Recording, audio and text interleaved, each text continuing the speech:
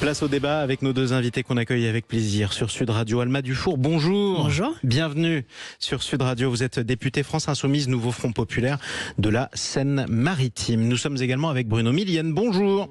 Vous êtes député, ancien député, pardonnez-moi, porte-parole du MoDem. Vous êtes des Yvelines. Pour votre part, je le disais, des pistes d'économie un petit peu partout, ce qui est logique, on s'y attendait dans ce projet de budget. L'éducation nationale qui perdra plusieurs milliers d'enseignants, alors même qu'il y aura moins d'élèves l'an prochain, on va y revenir. Il y a aussi cette annonce, la hausse de la TVA qui devrait intervenir sur les chaudières à gaz pour pas faire de jaloux avec ceux qui se chauffent à l'électrique. C'est ce qu'a annoncé une autre ministre. Qu'est-ce que vous retenez en premier comme piste d'économie, Alma Dufour? Moi, je reconnais que c'est un racket, c'est un vol en bande organisée sur les classes populaires et les classes moyennes. Non, mais parce que là, ce dont vous n'avez pas parlé, c'est que la taxe sur les factures d'électricité va augmenter, alors que les Français ont pris déjà 45% de hausse de facture en 3 ans, qu'on décale l'indexation des petites retraites, enfin des retraites sur l'inflation. Pendant 6 mois. Ouais, alors qu'on plaint les petits retraités qui n'arrivent pas à se nourrir. Nous, on en voit tous les jours des gens qui vraiment sont le 10 du mois, n'ont plus d'argent et doivent se restreindre même sur la nourriture. Et là, on leur décale l'indexation. C'est de l'abus de faiblesse. Non, ce budget, non, franchement, ce budget est une catastrophe sociale. Vol, je vous le dis. raquette en bande organisée et abus de faiblesse. Bon, vous êtes venu avec un bazooka ce matin. Oui, bah écoutez, en fait, c'est vrai. C'est-à-dire que pour les classes populaires et les classes moyennes, la vie est très difficile en ce moment. Donc je suis désolée, j'emploie des mots forts, mais qui sont à la hauteur des situations sociales que je rencontre sur le terrain, vraiment. Bruno Millienne.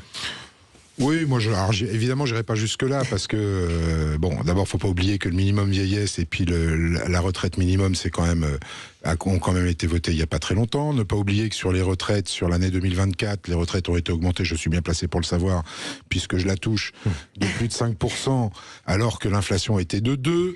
Donc il y avait plus 3, mais tout le monde l'a eu, pas que moi. Hein. Écoutez et interrogez les retraités, ils vous diront que leur retraite n'a jamais autant augmenté que ces dernières années. Non, moi, ils me disent qu'ils se sont jamais autant Madame privés Dufour, que ces dernières années. Je ne vous ai pas interrompu, donc voilà. Donc, ok, c'est injuste, il faut peut-être cibler autrement, peut-être pas toucher les petites retraites, je suis d'accord, mais bon, c'est qu'un décalage dans le temps de 6 mois. Bon, 6 mois, c'est du manque à gagner, je suis d'accord, mais tout le monde doit faire des efforts.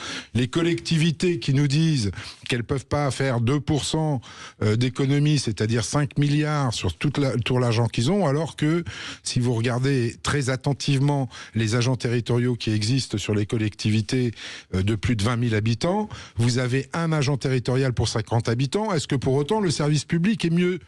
Non. Il y a un agent territorial pour 50 habitants, pour vous c'est trop ? Bah, ça fait beaucoup. J'aimerais bien qu'on ait un médecin pour 50 habitants, par exemple. On l'a pas. J'aimerais bien. Voilà. Fallait voter l'encadrement. Voilà. Donc, de l'installation des médecins. Puisqu'on parle de la santé, je suis désolé. À quel moment, vous, les députés, parce que c'est entre vos mains, hein, je suis désolé de le dire, hein, le gouvernement propose, c'est vous qui disposez. Là, pour le coup, les responsabilités, elles seront à l'Assemblée nationale. À quel moment, puisqu'on parle de médecine, à quel moment vous allez décider vous confrontez enfin au Conseil de l'Ordre pour dire je suis désolé, 12 ans, 15 ans d'études payées par l'État, ça nécessite quand même à la fin qu'on ait 2 ou 3 années de placement. Mais moi, j'ai toujours défendu des médecins un débat sur les déserts médicaux. J'ai toujours défendu ça, j'ai jamais été écouté, mais voilà. Je vous propose qu'on revienne sur le budget. Le camp macroniste a voté contre la proposition. Je vous propose qu'on revienne l'un et l'autre sur le budget. Vous êtes ancien député, pardonnez-moi, porte-parole du MoDem, donc de la majorité présidentielle. Oui, d'accord, mais ça ne m'empêche pas d'avoir une voix singulière. Ça, c'est au MoDem. Exactement. Vous êtes le miracle du MoDem. J'aimerais revenir sur une phrase de Bruno Millienne. Vous avez dit tout le monde doit faire des efforts. Est-ce que Alma Dufour, vous considérez vous aussi que de toute façon, la France est face à un mur budgétaire et qu'à partir de là, il y a quand même des économies à faire? Alors, oui, il y a des économies sur les ultra riches. Il y a des économies sur des dépenses fiscales. Non, je suis désolée, qui ont été mais d'une incompétence crasse. Je parlais de l'énergie. Enfin, le bouclier tarifaire, on a jeté 70 milliards dans les poches des multinationales. Non, la Cour des comptes rend un rapport, mais qui est accablant. C'est-à-dire que les multinationales, les électriciens, les fournisseurs d'électricité, ils sont faits 100% de marge. En 2023, 100% de marge, c'est un miracle. C'est de l'ordre d'un miracle économique, grâce à l'argent des Français. Il y a eu que des mauvais choix. Donc, et là, aujourd'hui, les macronistes sont obligés de revenir sur l'impôt sur les sociétés qu'ils avaient baissé et de le rehausser exceptionnellement.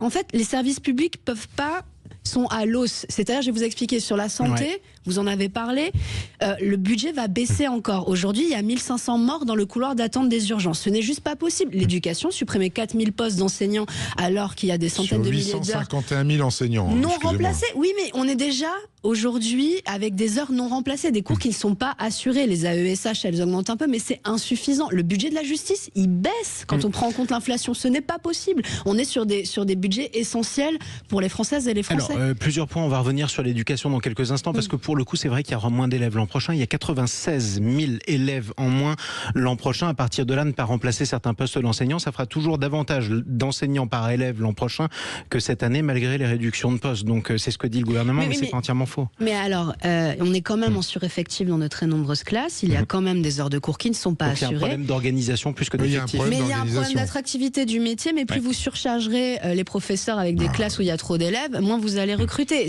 Et là encore, si vous faites des coupes en réduisant, vous n'allez pas non plus augmenter les salaires. Personne ne va faire croire qu'ils vont augmenter les salaires des enseignants. J'aimerais qu'on revienne sur un de vos autres arguments, parce que c'était intéressant et ça fait partie du débat.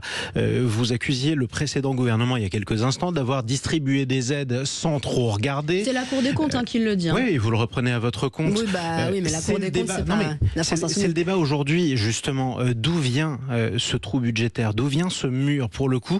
À qui la faute, Bruno Millienne? Pardon. Oui, moi ok, les aides, elles ont été distribuées sans être ciblées. On est bien d'accord là-dessus. Sauf qu'au moment de la crise Covid ou au moment de la crise énergétique, ça a été fait dans l'urgence et on a distribué effectivement sans cibler. On a fait alerter sur le mur dans lequel on allait. Quand on est aux manettes, c'est toujours plus compliqué que quand on est dans l'opposition. Dans l'opposition, on vous dit il n'y a qu'à Faucon et c'est facile effectivement de faire. Le ciblage, ça prend du temps. Pendant la crise Covid, il n'y avait pas le temps. Moi, je sais, on y a participé, nous, au fait de distribuer de l'argent à nos entreprises pour pas qu'elles crèvent. Je me souviens des réunions. On avait des réunions toutes les semaines. On avait des remontées d'entreprises qui étaient en train de se casser la gueule et on a essayé de mettre en place le sauvetage maximum d'un maximum d'entreprises avec, je le reconnais, a posteriori, effectivement, un mauvais ciblage. Mais on a quand même sauvé un paquet d'entreprises. On a payé les salaires des gens. Aussi ça, les gens... Vous faites la moelle Dufour, mais des restaurateurs, par exemple, il y en a qui ont été sauvés pendant le Covid. Oui, bien sûr, mais il y a beaucoup de restaurateurs qui vous diront de leur propre aveu que c'était plus rentable d'être fermé, de ne pas bosser. Enfin, je veux dire... Oui, ceux qui sont... Mais là, je parle même du bouclier tarifaire. Ceux qui sont... comment on appelle ça? Ceux qui travaillent en période estivale, par exemple. Si je peux revenir quand même... Enfin, la faute à qui? La faute à Macron, tout simplement. Pardon, non mais bon, il est tôt, on va essayer de faire simple et efficace. Macron, depuis qu'il est élu en 2017, sa politique, c'est très simple, c'est baisser les impôts pour les grands groupes, notamment pour les attirer en France. Résultat des courses, moins 62 milliards par an de rentrée fiscale depuis qu'il est élu. Et l'attractivité, vous voyez, enfin les grands groupes, comment ils nous ont remerciés? En 10 ans, ils ont détruit 249 000 emplois. Là, on en est à 30 000 emplois menacés par plan social. 2 500 000 emplois créés. Dont la moitié dans l'industrie. Cette année, il n'y a plus de relocalisation. C'est fini cette petite parenthèse. Aujourd'hui, on ferme plus d'usines qu'on en ouvre en France. Les grands groupes sont des ingrats. Et je vous le disais pour le bouclier tarifaire, là, c'est les grands groupes de l'énergie. Ils sont partis avec la caisse. Et c'est la Cour des comptes qui le démontre. Donc, en fait, il faut une politique qui soit favorable aux TPE, aux PME, qui arrête de se mettre à plat ventre devant les multinationales, qui ne nous le rendent pas du tout, ni en création d'emplois, ni en rentrée fiscale, et qui ont fait augmenter les prix, ce qui fait qu'aujourd'hui, les Français ne peuvent plus consommer, la TVA s'effondre.